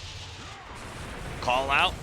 VT Faded again. They're just going to keep on going for this last track right away. The black hole, the first one of the game. It's going to last a full duration here. There was no tornado from MSS.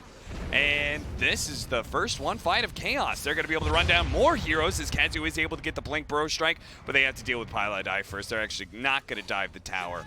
for that Invoker. Still, a 1-for-3 exchange. Chaos. That might be their first successful engagement of the entire series. Yeah, the Invoker tornado down instead of right the second the black hole happened. So he didn't have any spells, and since he doesn't have this Ags, his Invoke is a 6-second cooldown. So you miss Invoke at the start of the black hole's gonna go through. So kind of unfortunate.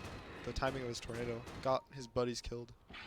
That's going to be a really big swing in gold and net worth because of how far up Newbee was, and maybe Matumbaman might just be able to claim that mid tower finally. He's been trying to do it for so long, but Pylite and Snaking are here, so this could turn nasty if they stick around a little bit too long. Snaking with his smoke gives up on trying to find kills. Kill that Helmadom creep. That's money. Nope. CC&C wants actual heroes, and he's going to be able to bring Misery down. Captain Misery falls for Chaos, but dies for the cause. His team gets out.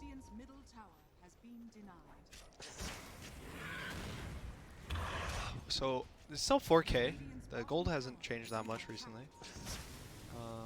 They have Blink Dagger and Milan. That's a hype item. BKB would be more hype, but he's queuing up BKB, so that's the goal. Like we said, no BKB piercing stuns besides call.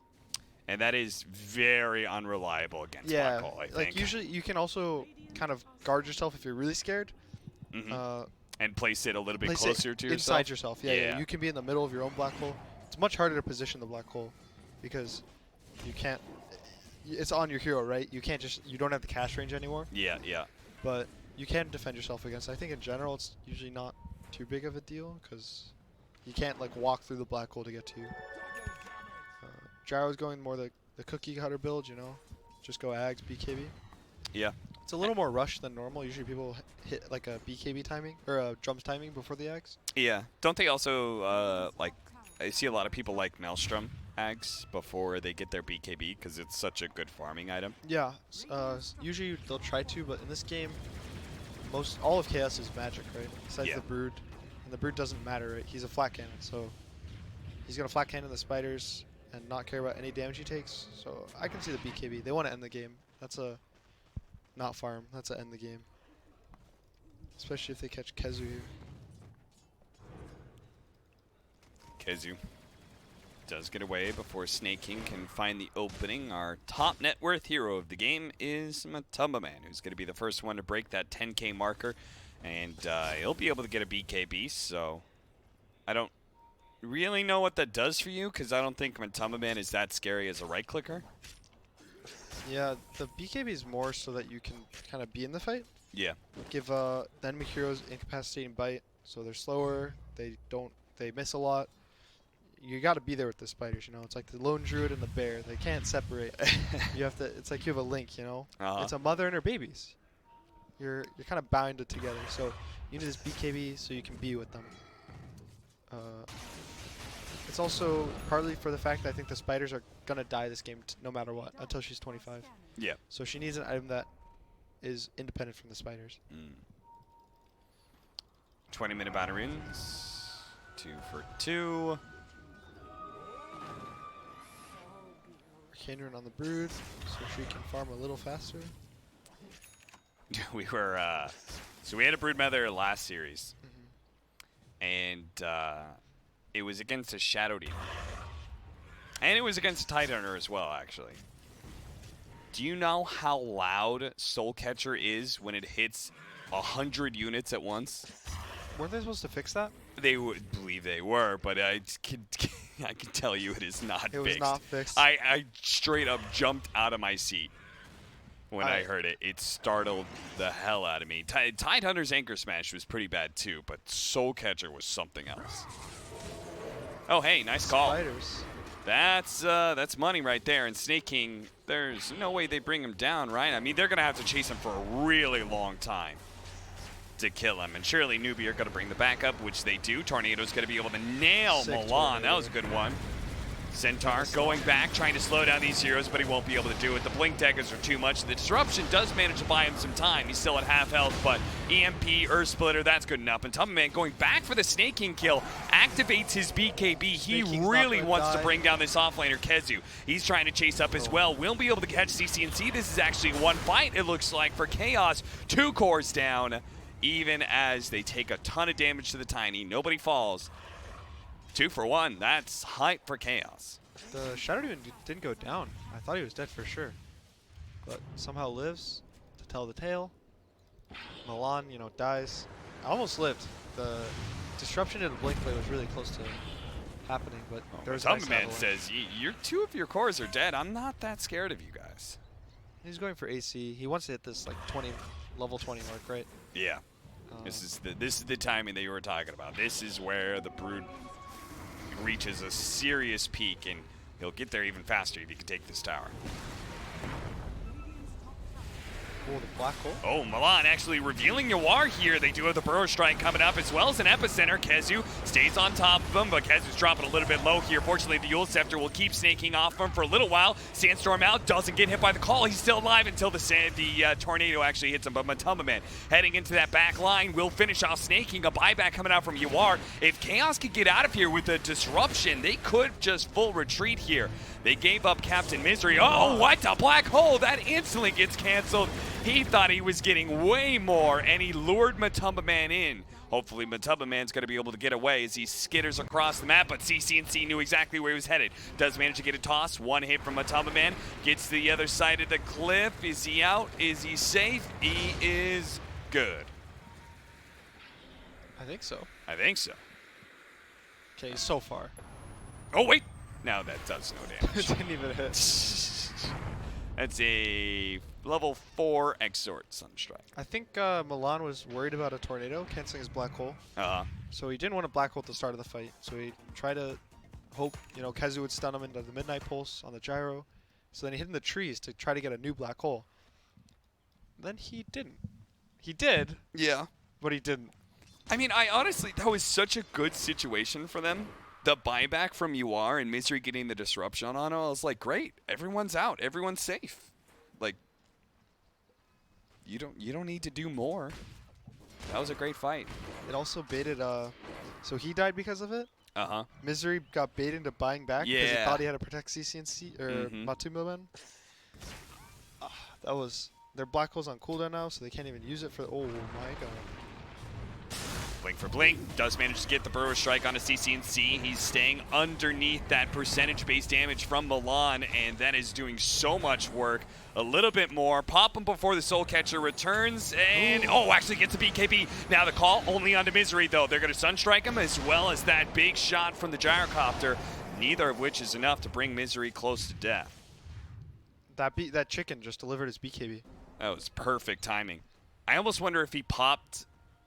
Like, he tried to ensure the kill with more Shadow Poison stacks. I wonder if he could have activated it sooner. I think 2 might have been cutting it close. Yeah. I think that getting the 3rd one was the right play. Mm-hmm. It was just really unfortunate timing that he got that BKB there. So Chaos is going to try to Roche. I think it's a little risky. Once this Brood gets 20, I think they're going to feel a lot better about it. Yeah. Plus, like, Bounty Roots are coming up. Yeah. Better control that. Snaking's going to try and barrel down to the other side. Matumbaman, got to be careful not to get caught here. He's going to try and check. Oh, he's going to go for Bylight Die. Doesn't realize that there's so many newbie heroes here, but maybe he's going to be fine. He does have his BKB with Lifesteal out. He's going to try and charge up a little bit more. The Split Earth lands and finishes off the other Titan. Matumbaman keeps on marching forward. The BKB is about to wear out, though, and CC&C might turn around on him. Does manage to get the Avalanche Toss combination, almost enough to be able to finish off Matumbaman. He's almost dead, but a disruption buys him a little bit of time with the Earth Splitter, and the call is there. KheZu, he's next up on the menu, doesn't have a Burrow Strike, so that meteor is going to land right on top of his scorpion face. I think the Deafening Blast was a little bad. The Broodmother couldn't hit the Blade Mail of the axe when he got called. So the call was kind of just a stun at that point, but because of that he was able to get the BKB off, pop his ult, and then get all his health back. But it ended up being fine for Newbee, turning into a Roche as well. I don't think Chaos can contest unless Milan wants to try for another black hole. You know, it kind of feels like Chaos tried to, like, rush things. And a lot of ways. And now they may have just thrown the lead that they were beginning to build up as the Aegis goes into Newbee's hands. Mass TPs down to bottom lane. VT faded. Don't show yourself, dude. He's showing himself. Okay. Well, I guess it's fine, because... They ran up. They did run up. They were running up. That's fine. He's good. He's safe. So he went kind of the Sumail build, the like bots, Yules, going. He didn't go the movement speed of 15, so it's only like half of it. Oh, he spotted him. Pylai dies dead. I don't know what this build does. I don't know what the Lesh does this game to carry. Yeah. I like the idea behind it. They're picking it with the Brood as a like a soft one, where your Brood's gonna be a real one, right? You know, it's like when your mid is like a Dusa, you're not gonna pick an AM. Yeah. When your mid's an Arc, you're not gonna pick a Morph safe lane. So I think it's that general idea of your Brood's the real carry here. But I don't know if this was the right hero. Maybe if his lane snowballed better with a Shadow Demon, he would feel a lot stronger. If he had a BKB right now, he was running in, being this, you know, Leshrac who kills your whole team instantly. I think it would feel a lot better. But as of now, yeah. I could also see this lineup being really sick if Newbee had picked like, had shown like one hard carry, you know. But it feels bad when Newbee have like all active mid-game heroes, and you're not able to abuse like a really slow lineup. Like I could see this lineup with all its tower pushing just playing fast enough that some hard carry doesn't come online, they just end the game, you know? Yeah. But Gyro, Axe, Ti9, these are heroes that can fight all game long. yeah, Tiny's also queuing up an Ags, so spiders, they can't live ever. You know, he'd buy a tree, he's gonna throw multiple trees into the fight, you know, launch some trees, and there's now Maelstrom on UR if the flat cannon wasn't enough. Invoker has his Ags. Invoker. 28-minute Ags as a support Invoker. Yeah. Items are rolling out. Pylai just bought his smoke too. Hey, do you ever consider the alacrity damage speed as a support Invoker? Like you're with the gyrocopter. That sounds pretty sick. I have, yeah. I think on heroes that it's like, I think on Jug, if you have a Jug carry, Okay. it can be really crazy. Okay. Because both parts of it are massive for Omni Slash. You know how it works with attack speed and you get more jumps because of it. Right, But right. also be dealing more damage. I think it can be good there. But in this game, I believe Cataclysm is probably the safer bet. Okay. Just because you have an Axe. So Axe calls a single core. Yeah. Even if it's a Brood, his spins will kill the spiders. Cataclysm will ensure that he gets a Culling Blade. They've got a lot of like initiators that keep a target in one spot for a long time, right? You got Tiny as well as Elder Titan. Yeah, and you have a homing missile if it lasts long enough. Sure. So a lot of these, you know, stuns that most lineups don't have this many. Kind of built in. They're gonna go on UR. Try and take away his Aegis real quick. Nope. That TP in from VT Faded, it's going to find CCNC, but CCNC has a BKB, so if anything, he's just found VT Faded. But he does have a Bloodstone as well as a Shrine to work off of, so they're actually totally fine here. And Matamaman, you saw how fast that damage came out from those spiders. Yeah, AC finish, level 21 now. Oh, nice precast disruption there, stopping Snaking from being able to... Oh, and a two-man bro strike too. Matamaman activated the BKB and the lifesteal. Snaking is super tanky though. It's going to take a while to be able to bring him down, and CCNC is back. Tries to Brillo up. Kezu does manage to take him down. UR's going to lose his Aegis. He actually popped BKB for that. Can Chaos get this kill? Milan's going to go for the black hole with the BKB, and Snaking cannot go for it. He surrounded himself with that black hole. That means a dead gyrocopter. Chaos not overextending themselves too much, but they got to watch out for the spiders. Look at him go. Oh, Pylai die. Micro by Matu. He dodged the tree toss. The call, nice dodge there from Matamaman, continuing to micro both the spiders and his hero very nicely. He's going to keep damage on a CCNC, making sure he can't fleek away, but that stomp does set up Matamaman. He's almost dead. The tree toss, disruption from Misery. CCNC has to toss some of the earth, but BKB lifesteal, he's going to be able to actually keep it up. CCNC has to go for VT Faded instead. Hits it with the Avalanche, no toss though. And Chaos, multiple heroes drop a little bit low, but they all survive. I thought he was going to go down for sure. The disruption was perfectly timed. His micro was crazy that fight. He dodged like 2 different tree tosses. He dodged a call. These spiders are his hero, right? As we said. With the damage, they now hit for 45 each from 15. Yeah. So even though it's only 45, you know, you have 50 of those hitting you. It's a crazy amount of damage. Especially with, as you said, the medallion plus the AC. Did he go the Solar Crest? No, he didn't. He didn't go Solar. Neither did Milan, so if that's what you're talking about. Yeah, you were talking about, this is something that you guys did for the qualifiers, right? You did a lot of medallions plus Solar Crests. You would actually have one of each on your team. Yeah, I would like going medallion on me and then forever go to Soul. Call Soul Catcher though. Both these strength cores just lost a lot of their HP. Maybe they're squishy enough that Matamba Man can bring one down for sure. CCNC with a tree toss is trying to finish up VT Faded. VT Faded survives though with another sick disruption from Misery. The Deafening Blast Earth Splitter is enough to kill him, but CCNC has taken a lot of damage. Matamba Man trying to finish him off. Oh, the Spawn Spiderlings wasn't enough, and now he's going to be hit by the missile. Yawar looks to be able to chase him down with the Aghanims after the Rocket Barrage, the Cold Snap, all of it. It just overwhelms Matamba Man. Misery barely gets out. Cataclysm, watch out. You know, he's good. Matu's kicking himself right now for not having the plus 125 Spawn Spiderlings damage. I thought the exact same thing. That the Tiny, exact same thing. Tiny would have went down. I think they might have been able to turn it around. To be fair, the 200 health did make him survive against the Tiny. Yes. Yeah.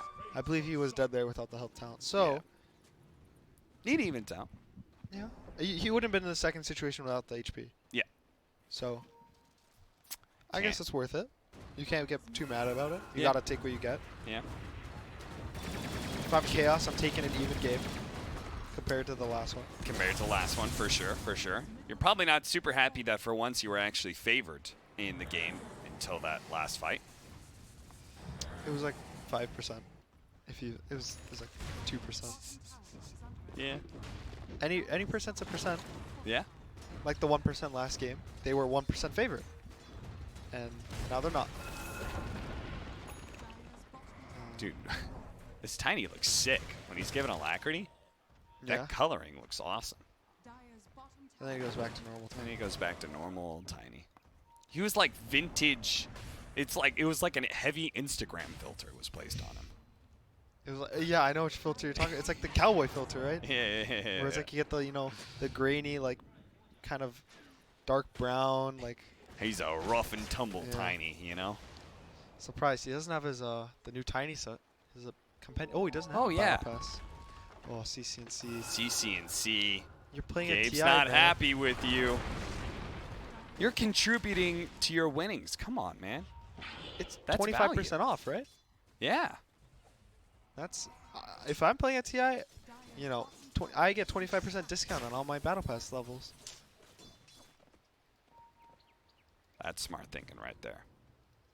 Well, I guess you only get like 40% of that 25%. That's true. But still. If you win TI, you're only getting 40% of that. If you do much worse, like last place? Like poor old Chaos. I think it's like 0.5% or something. Yeah, it's... The last place to playing main stage is a really big jump in prize. Yes, it was about 80,000 to like 500,000. Yes. I checked. $500,000 just for getting out of the groups. Yeah, so it's going to feel real bad if Chaos can't find a way to turn back around the game. Yep. They've been playing much better, I think, than last game. This game, they are actually finding openings.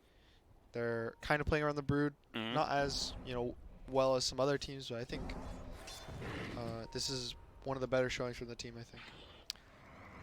Hey, there's another thing. 4 position Invoker when you get Cataclysm. I guess you can just kind of use it for vision, right? Because nobody's really depending on your damage. Just throw it out. See if Roshan had spawned. That's kind of what he was doing. Roshan does spawn in a minute. It's a later one. You could just use normal Sunstrike though too. Yeah, but you get vision of the entire team. You know exactly where they are. It's like a Zeusol. Yeah. It is a It is a Zeusol. Yeah. It's not guaranteed damage. No. But it's pure damage. Would you rather have guaranteed magic damage or potentially more unreliable pure 1,000 damage. pure damage. Yeah. Probably guaranteed magic damage. Probably. Your stats are cooler. Yeah. That's how Zeus always gets, you know, like 100,000 damage. You're like, wow, this guy's good, but he just pressed ult like 10 times. And also did a bunch of static field damage and called it a day. Yeah. So Newbee's lanes are really good for them. Chaos kind of has top, but they have to TP back to Lush. Gonna get gone on a little by MSS. Just a nice little tornado EMP. And just seeing if you can maybe force a defensive TP from Chaos here. Yuar leads the charge to be able to take Division down on the high ground. They're going to try and sandwich, I think they know Snaking's around him. Yeah, you can see Kezu. Who's going to react first? Is it going to be the Burrow Strike or Blink, or is nothing going to happen at all? Looks like it's the latter. It's Matuma Man. He's going to be caught inside the river. Just an avalanche thrown at him. Nothing major.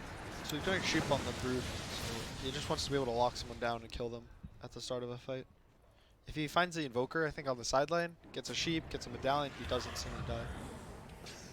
He might even buy out and not care about buyback. I would not be upset with that. Oh, hey, Kezu's going to go the Solar Crest. Okay. So they are going to get the medallion plus Solar Crest combo. Yeah, it's really good. It gives you, if they got it earlier, they can Rosh a lot quicker. It's minus 19 armor. You can focus targets down. If you don't go down your carry, so if the Lush was a real carry, they would double Solar Crest him and or Solar Medallion, and he doesn't die either. So there's a lot of nice little things having both. A smoke from Newbee. They're gonna try to wrap around mid. It's Roshan time, so time to smoke up and try and get a team fight going that's in your favor. Get a free Aegis and cheese for your efforts, but it's hard to get up into this high ground area that Chaos is sitting in right now. Walking high ground is kind of a death trap. Like, if you get a good black hole, you lose the fight. You know? If they get Burrow Striked with an Epi, they might lose. This Broodmother, I don't know. Can he do it in the next fight? I guess we're about to find out. Other Titan has 1 billion damage as his spirit ran over the Spiderlings. Yuar just kind of tested himself 1v1 against Roshan. Does have his level 25 in just a second, and he's almost has, well, still needs a little bit more, but Satanic is kind of close. I'm curious to see what he gets at 25. I've actually seen some call down talents this tournament. Really? Yeah. Who? I think Arteezy won it once. Okay. I don't quote me on that, but I've seen it at least once. I don't remember who it was. And did you think it was good? It was okay. Why did he do it? They did it when they were super creeps in a lane. Okay. So it was to counter him having 1 Rax down. Ah. And it was actually decent. He was like pushing out the lane every kind of 45 seconds. I don't think it was amazing, but sometimes the homing rockets aren't great, and it's better to have a nice map than. Hey, look who's sneaking Roshan. The spiders. The spiders have done it. Pick up the Aegis cheese real quick before you get stomped. He's good. Yules to dodge the stun, and Newbee. They get absolutely nothing. So he did finish up the sheep. So he's in Aegis now, so he's not really in danger. The Gyro did go homing missile talent, so he's not a inventor. This is probably not the game where he feels like he needs to push out a side lane, right? Yeah, they have kind of control of the whole map. Oh, Matsu almost caught up for the sheep. Oh, hey. Hey. What happened? They killed the Leshrac. Don't know why he's up in this area. I mean, he's trying to contest bounty runes, obviously, but I'm not sure why he's trying to do that bounty rune when his entire team is on the bottom half of the map. How do you... He popped his BKB. Oh. But he didn't cheese. Yeah. So, or pop Bloodstone. No. Huh. None of those things happened. And the axe wasn't there, right? The axe was... We were watching axe. Yeah, we watched axe, so there was no disable through the BKB. Should have been able to pop the cheese. Maybe it was one of those things where he got like toss combo by the Tiny. He was spamming his BKB first to make sure he didn't get follow-up stun. Oh, Jesus, that's loud, but that's a lot of gold. Yeah. Tiny almost has Ag's Daedalus finish. There's that Scythe. And there's the homing missile charges. There's another one. I mean, homing missile is so good versus Brood. Yeah, it's good against all these heroes that are mobile but have to walk. Yeah. Because then it shows their whole path as they follow, and you can kind of predict where they are as the axe if you're trying to blind call.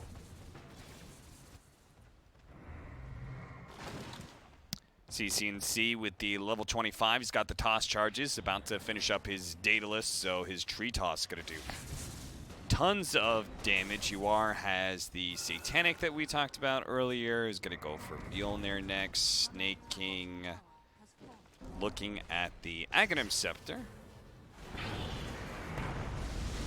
So that was nice. They're Lincolnsing the Tiny, and then they Alacrity him. And he just walked up high ground, hit the building twice, you know, dealt 500 damage, and then 2-3's gone. They're going to be able to catch Bylight Die to start off this team fight. Matumba Man, he's actually going to use his BKB for his first life. You are going to do the same here as a Satanic. VT Fade, he does manage to eat the cheese. You are still at full health as he battles out with the double damage. Almost enough to be able to finish off this Broodmother with the homing missile chasing him down. That should be enough. First life down, no BKB, and Snaking is going to sit on top of him, get him the call instantly. Yawar with that double damage, laying out with the Aghanim Scepter as well. That is down for the count. Chaos. 2 members dead with no buybacks. CCNC, we didn't follow that fight, but CCNC tore it up apparently. He kept on the Leshrac the whole fight, controlled him up the second his BKB went down, toss comboed him, and then he blew up. Way too much damage from Tiny at this point in the game. And now you are dishing it out. Milan's buyback did tick over. Okay. He has buyback now. He also bought a refresher. Yeah, he has a refresher and didn't get a black hole last fight, so things could be different. Yeah, he has a BKB in 6 seconds, so he's gonna buy back, smoke. The other team doesn't. I don't think they know about this refresher, so they're just gonna back. They know they have 1 black hole at least, so not risk anything. Take this second shrine, slow the game down maybe for another 30 seconds. Fortunately for Chaos, super creeps don't matter that much, right? Because you got Eidolons and Spiders to push out lanes. Yeah, you also have your Leshrac deals with lanes really well. Yep. Sand King deals with lanes, so they're not too sad. I think this patch, as Dota's moved on, barracks have meant less and less, I think, for most teams. A lot of players are buying, you know, even Radiances right now, and Maelstrom's a good item. Yeah. So teams have been learning to deal with these super creeps a lot more. So a lot of teams will prioritize taking shrines over racks sometimes. Yeah. Where when they have a choice to take like the mid tier 3 and the mid racks, they'll sometimes decide to go back, take a shrine, because it makes the map easier to play. We're seeing more Mega Creep comebacks as well. Yeah. And I think part of that is just the nature of there's more late game to build into because of Moon Shards and Aghanim Scepters and such. Also talents. Talents, level 25 talents that can be game changing. Also sometimes teams want to like take the racks and they don't care about dying for the Cataclysm Call, good sick combo that's going to be able to bring down Milan, who does not have buyback. VT faded. Fights it out though. Can he actually bring down CCNC? Tiny, it takes a little bit more damage, but that's it. The call from Snake King. Locking down the 2 with the tornado over the top. UR is dishing out the damage right now. Disruption actually onto him with the illusions out and actually does so much damage, but CCNC is back for vengeance. Will be able to bring down Matumba Man dead with no buyback. Same goes with Milan and Chaos. Without a black hole or 2 and without their big carry Broodmother, I don't know how they hold this. They still have Epicenter, so maybe they get a nice Epi with this. Soul Catcher into Epi. Kezu, he's going to try and go for this Snaking Axe. Does bring him pretty low. The tree toss is out there, and Kezu will instantly die as he returns to the ground. And VT Faded actually does get saved by the Glimmer Cave for a second, but they'll catch him in the end. Now everyone is dead with no buyback except for Captain Misery. Poor Captain Misery, left alone against Newbee in a game where this was their only small chance to make it out of the group stage of the International. With that, Chaos have been eliminated from TI. You know, sucks. Like, whenever a team drops out, it always feels bad, especially when you know the players. Especially like you have players who have done very well for themselves. You have a TI winner. You have a second place. Your second place you captain. know, like these are guys that are talented, have shown that they can be some of the best. And unfortunately, this lineup, perhaps it just got put together, you know, a little bit too last minute for them to figure out all the kinks and such, but just wasn't good enough to be able to progress further. Yeah. So we have the liquid matches don't matter anymore. Nope. For Chaos, so neither do their matches versus Secret tomorrow. So maybe we'll see some fun Dota from Chaos. Yeah, it could be. Maybe we'll finally see a Secret or Chaos techies. Yeah. That could be a real possibility. Yeah. Looking forward to it. Gonna see some nice Dota tomorrow in that series. Yeah, and I have a feeling we're gonna be. I wonder if we're going to be seeing any tiebreakers for the upper bracket or lower bracket matches. But either way, that is it for us. That wraps up this stream. We have one more day of groups before we get to the playoffs. Exciting stuff. That's it for us, guys. We'll see you guys tomorrow.